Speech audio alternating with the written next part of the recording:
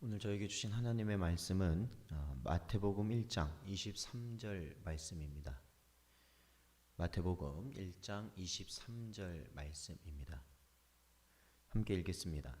보라, 처녀가 잉태하여 아들을 낳을 것이요 그의 이름은 임마누엘이라 하리라 하셨으니 이를 번역한즉 하나님이 우리와 함께 계시다 함이라. 아멘. 기도하겠습니다. 하나님, 저희를 언제나 불쌍히 여기시고 은혜 가운데 살아갈 수 있는 저희들 되게 하신 것 감사드립니다.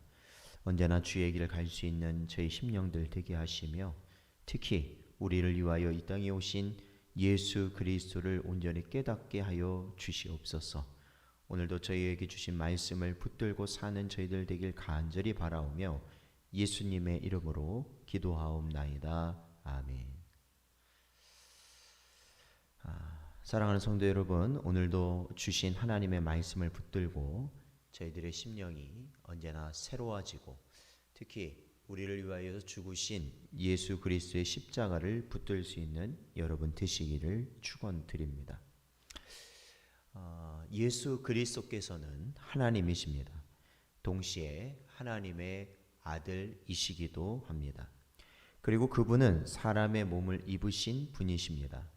즉 예수님은 인간의 형상과 모양을 그대로 취하신 분이십니다.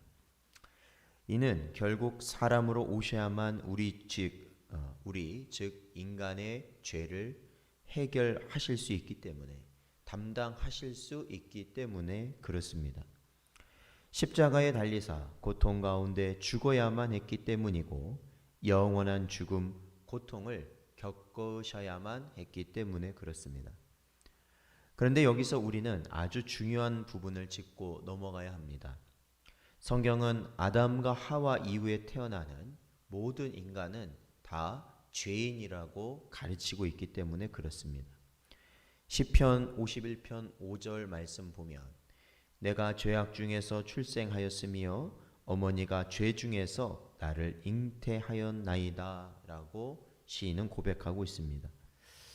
그렇다면 이 땅의 모든 사람, 이 땅에 태어나는 모든 사람이 죄인이라면 우리가 믿고 있는 바대로 예수님이 인간으로 이 땅에서 태어나셨다면 예수님은 어떤 상태시겠느냐라는 겁니다.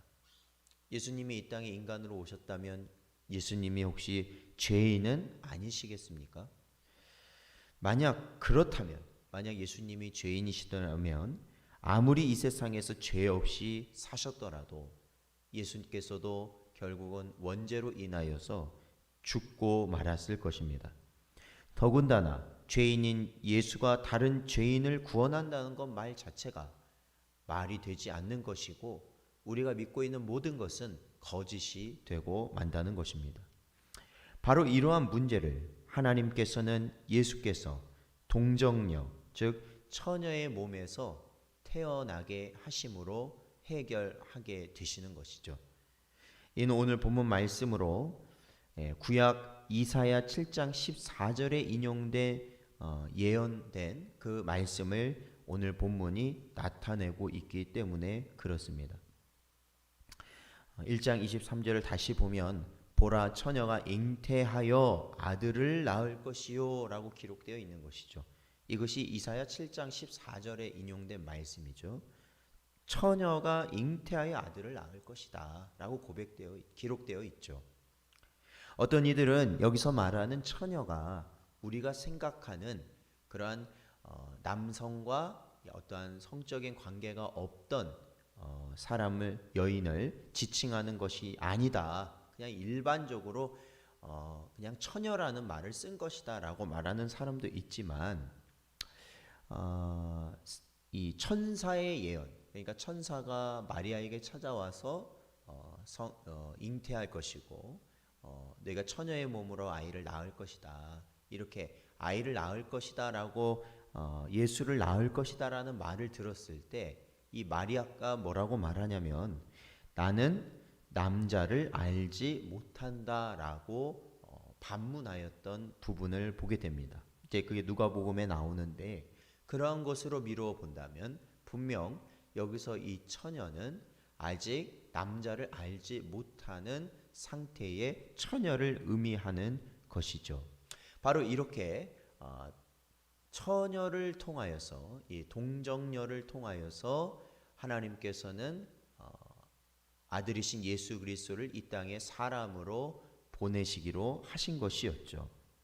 그러므로 예수님의 출생은 죄인으로 태어나게 되는 일반적인 방법으로 나타나신 것이 아니라 바로 하나님의 성령으로 말미암아 동정녀 마리아에게 잉태되시고 출생케 되신 것입니다.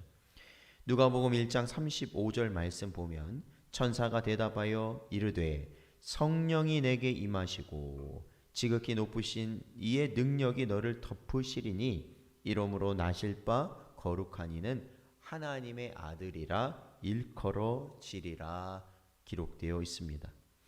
이와 같은 이가 아니시면, 그렇죠, 하나님의 성령의 능력으로 말미암아 동정녀 마리아를 통하여서 이 땅에 오신 분이 아니라면 그가 우리의 죄를 대신 해결하실 수 있는 존재가 될 수 없다라는 것입니다.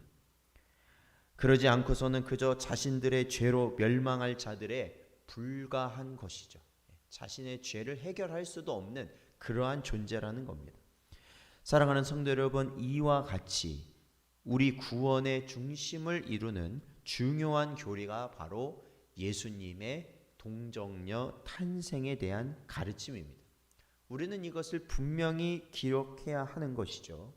예수님께서 동정녀 마리아를 통해서 이 땅에 오셨다는 것은 마리아가 어떠한 중요한 인물이라는 것이 아니라 사실은 하나님께서 이 처녀의 몸을 통하여서 이 땅에 예수님을 나게 하심으로 예수께서는 죄 없이 성령의 능력으로 말미암아 잉태되어지고 출생되셨다.